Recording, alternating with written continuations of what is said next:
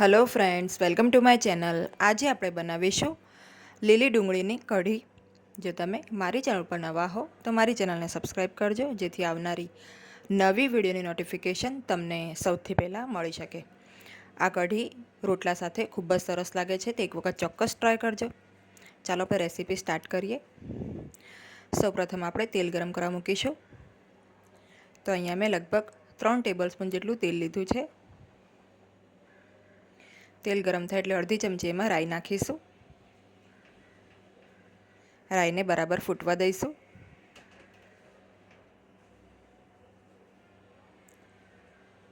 ત્યારબાદ અડધી ચમચી જેટલું જીરું નાખીશું. મીઠા લીમડાના પાન છે 10 થી 12 એ નાખીશું. હિંગ નાખીશું 5 ચમચી જેટલી. લીલા મરચાં છે લાંબા સુધારેલા એ નાખીશું. 3 થી 4 મોળા મરચાં છે આ. હવે લીલી ડુંગળીનો જે સફેદ ભાગ હોય છે એ આપણે આ રીતે સુધારીને નાખીશું. તો આ લગભગ અડધા કપ જેટલો છે. હવે આપણે આને તેલમાં 2 થી 3 મિનિટ સોટે કરી લઈશું.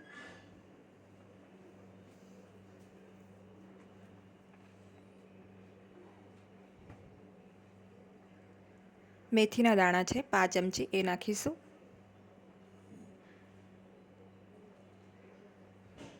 અડધી મિનિટ થવા દઈશું.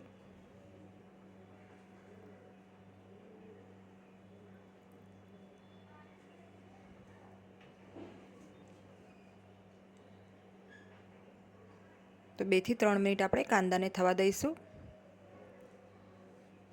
આદું અને લસણની પેસ્ટ છે 1 ચમચી જેટલી એ નાખીશું.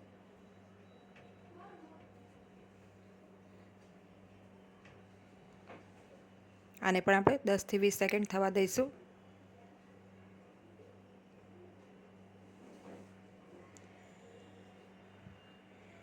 હવે અહીંયા મેં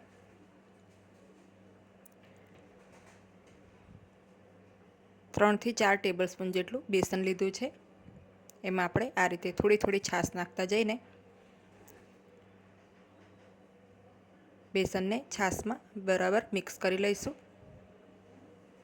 તો છાશ અહીંયા મેં 500 ml લીધી છે.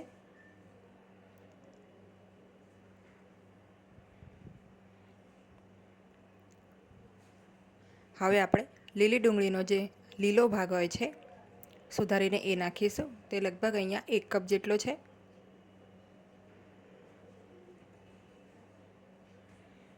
તો આ લીલી ડુંગળીની કઢી બાજરાના રોટલા સાથે, મકાઈના રોટલા સાથે ખૂબ જ સરસ લાગે છે.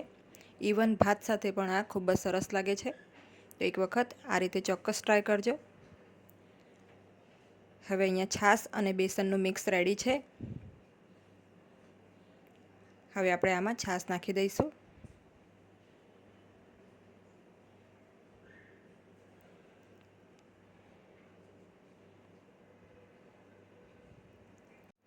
તો હવે આપણે જે છાશ અને બેસન છે એને આ રીતે સરસ રીતે મિક્સ કરી લઈશું.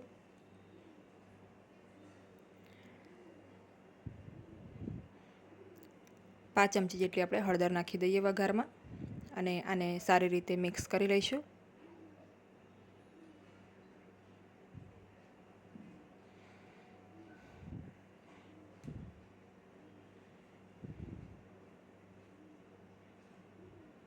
હવે આપણે આમાં જે છાશ અને બેસનનું જે મિક્સ છે એ એડ કરી દઈશું.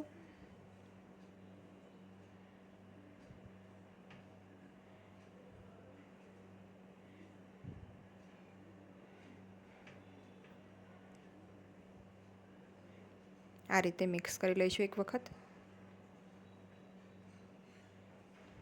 ગેસની ફ્લેમને અત્યારે આપણે મીડિયમ રાખીશું.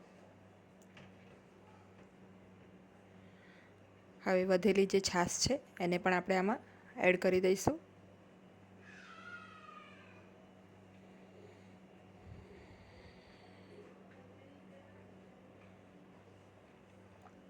હવે કઢીની જે કન્સિસ્ટન્સી છે એ આપણે આ રીતે ચેક કરી લઈશું. જો તમને અત્યારે વધારે ઘટ્ટ જણાય તો તમારે અત્યારે પાણી પણ એડ કરવાની જરૂર લાગે તો પાણી પણ એડ કરી દેવાનું.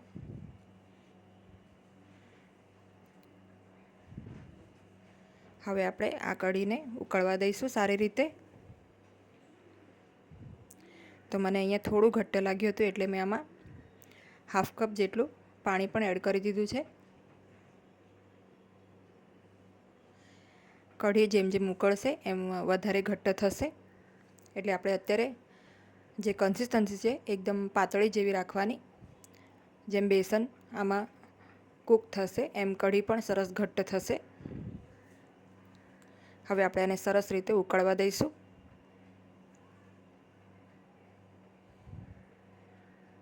તો એક ઉભરો આવે ત્યાં સુધી સારી રીતે આપણે એને હાઈ ફ્લેમ ઉપર ઉકળવા દઈશું. ત્યારબાદ ગેસની ફ્લેમને લો કરીને એને ઉકળવા દેવાની છે.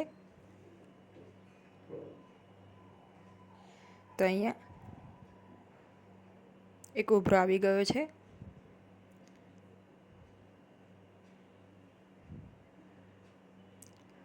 હવે આપણે ગેસની ફ્લેમને લો કરીને પણ આને 15 થી 20 મિનિટ સારી રીતે ઉકળવા દઈશું.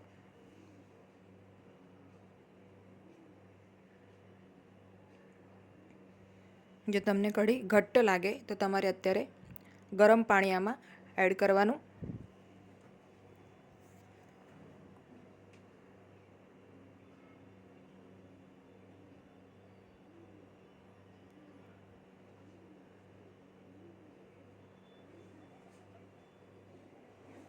તો આપણી કઢી સરસ રીતે ઉકળી ગઈ છે.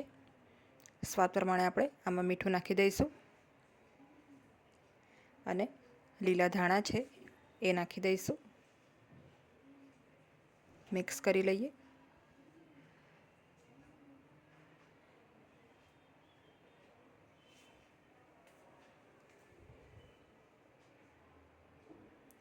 તો આપણી કઢી જે છે એકદમ પરફેક્ટ કન્સિસ્ટન્સીવાળી છે.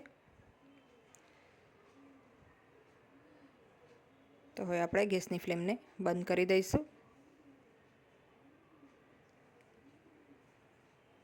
અને આ કઢીને આપણે સર્વ કરી લઈએ. તો રેડી છે આપણી લીલી ડુંગળીવાળી કઢી. આ કઢી ખૂબ જ ટેસ્ટી બને છે. તો તમે એક વખત આ કઢી ચોક્કસ ટ્રાય કરજો અને આજની જો રેસીપી તમને ગમી હોય તો વિડીયોને લાઇક અને શેર કરજો અને મારી ચેનલને સબસ્ક્રાઈબ કરજો. Thanks for watching.